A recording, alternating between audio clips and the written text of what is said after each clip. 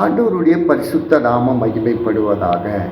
1 கொரிந்தியர் 6ஆம் அதிகாரத்தை நாம் தியானிப்போம்.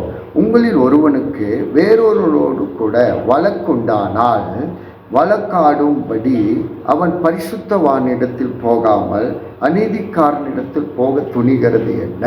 அப்புறம் ரட்சிக்கப்பட்டு ஞானஸ்தான இடத்தில் சபையில் ஆராதிக்கிற பிள்ளைகள் நாம் குடும்பங்களுக்குள்ள பிரச்சனை வந்தால் நாம் எங்கே போகிறார்கள் இந்த நாட்கள் என்றால் வழக்காட போகிறார்கள், நீதிமன்றத்துக்கு போகிறார்கள். இந்த நாட்களில் சபை குடும்பங்கள் தேசத்தில் பார்க்கும்போது எத்தனையோ பேர் கிறிஸ்துவர்கள் நீதிமன்றத்தில் போய் வழக்காடுகிறாங்க, டைவர்ஸ் கேட்குறாங்க. இதெல்லாம் தேவனுக்கு விரோதமான காரியம்.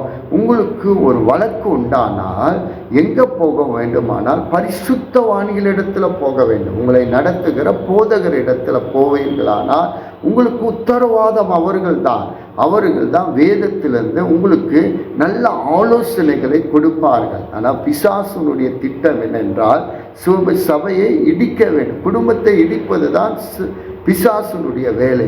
ஆனால் தேவனுடைய வேலை என்னென்றால் சபையை கட்டுகிறவர், குடும்பத்தை கட்டுகிறவர். உங்கள் குடும்பத்தை நீங்கள் அநீதிக்காரனிடத்தில் போவீர்களானால் உங்கள் குடும்பம் இடிக்கப்படும். ஆனால் தேவ சமூகத்தில் பரிசுத்தவான்களிடத்தில் வரும் பொழுது உங்கள் குடும்பம் வேத வசனத்தின் மூலியமாய் இடித்து போன குடும்பத்தை கர்த்தர் மீண்டும் கட்டுகிறவராக இருக்கிறார்.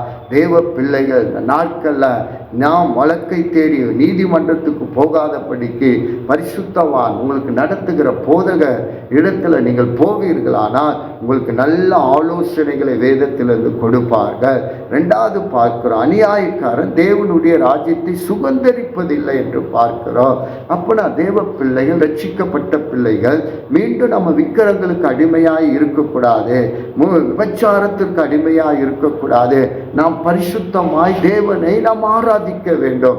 ஏனென்றால் நம்முடைய ராஜ்யம் இந்த பூமிக்குரியதல்ல, பரலோகத்துக்குரியது. நாம் சுதந்திரிக்க வேண்டும். தேவ ராஜ்யத்தை சுதந்திரிக்கிற பிள்ளைகள் நாம் பரிசுத்தமாய் கர்த்தருக்காக வாழ வேண்டும், பரிசுத்தமாய் ஜீவிக்க வேண்டும்.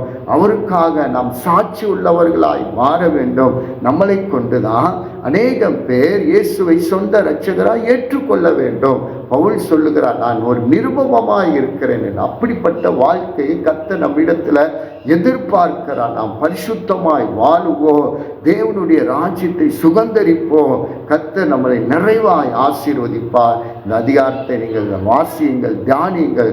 கர்த்தர் உங்களுக்கு நிறைவான நன்மையை கர்த்தர் உங்களுக்கு தருவாராக. God bless you.